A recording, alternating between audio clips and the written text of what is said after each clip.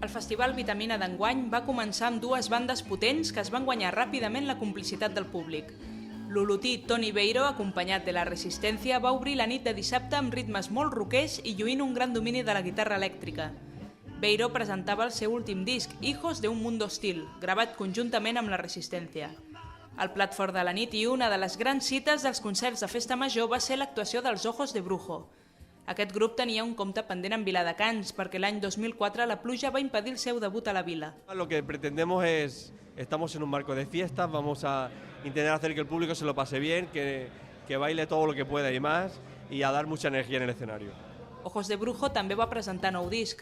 A Ocaná dona un aire més cubà i tropical al so de la banda, que és una combinació de hip-hop, flamenc, música electrònica, rumba i eclecticisme. Hemos decidido quizás hacer un bolo no tan contemplativo, sino más bailón, donde hemos introducido pues, elementos cubanos dentro de lo que es la rumba catalana, donde explotamos en todo su esplendor lo que es el baile.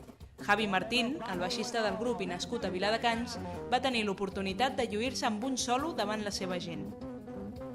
Toni Beiro i Ojos de Brujo van engrescar el públic, fent-lo participar activament en l'espectacle tant ballant com cantant.